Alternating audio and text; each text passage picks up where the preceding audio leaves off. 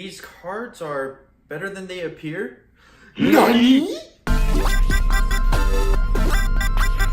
Hey fellow nerds, it's Nerd Phil, and today I'm going to be showing you cards that look really weak on paper, but are actually really strong when it comes to draft for War of the Spark. Some of these cards might come as a surprise to you because they might have been underhyped in the limited format. I may or may not have been guilty of doing this myself when I was grading these cards for pre-release, which you can see right over my head somewhere. I'll be explaining why these 10 cards are deceptively strong and what other cards synergize with the card to make it even better. Let's go ahead and get started with number 10. Number 10, Narset, Parter of Veils. Now, I originally gave Narset an F card because it doesn't find you a creature, but we're in a limited environment that has a lot of powerful Planeswalkers and powerful creatures, so you need to remove them as fast as possible, and Narset helps you find that removal spell or other Planeswalkers that help you deal with it. I'd give her a C- for now because her static ability is still not that useful. Number 9, Bleeding Edge. Now the -2/-2 looks really bad because you can only play this at sorcery speed, but keep in mind you can still play this in main phase 2, so it might be worth it for you to think of it as a 2-for-1, but since you amass 2, it's not really even a 2-for-1 at that point.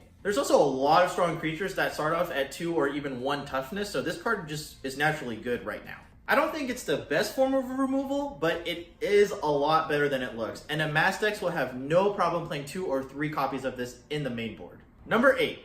Deliver Onto Evil. This probably seems like a bad card to you because you'll never get the 4 cards back unless you get extremely lucky and pull Nicol Bolas somehow. However, if you read this card as getting your 3rd and 4th best card back for just 3 mana, it looks a lot more appealing all of a sudden. This is a really strong recursion card, and it will rarely be a dead card in your hand, whether you're ahead or behind. Number 7. Plane-Wide Celebration. Don't get me wrong, 7 mana is a lot to pay for any spell, but having options in a limited environment is extremely important, and there are great options when you're both ahead or behind.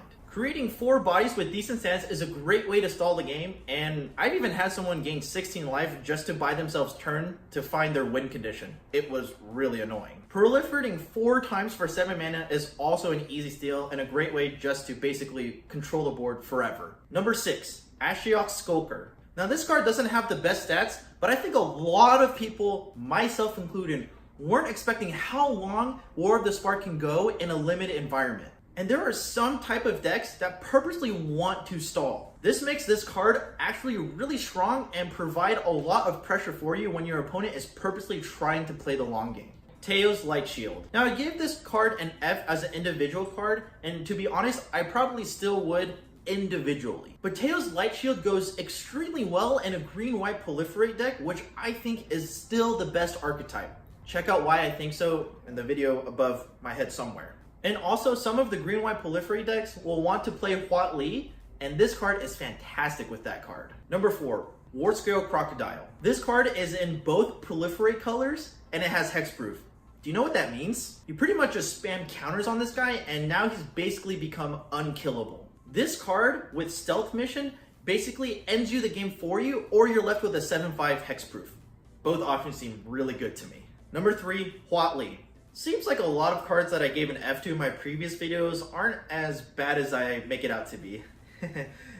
yeah, sorry about that. In all seriousness, Watley goes in any deck that prioritizes toughness and stalling, and there's a lot of those cards. Teo's Light Shield, Enforcer Griffin, and War Screecher are perfect creatures that go in this type of deck, and 2 of them are flyers. She can go in either a blue-white stall flyers deck or a green-white proliferate deck and excel in both of those archetypes. She is a little bit of a build around, but in any case, she'll do you a lot of good. Number 2, Arlen.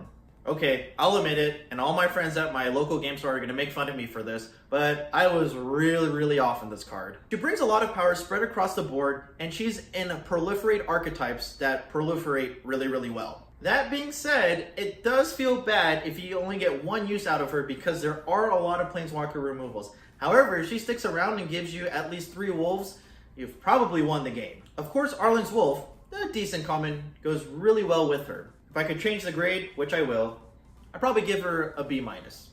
Probably a solid B.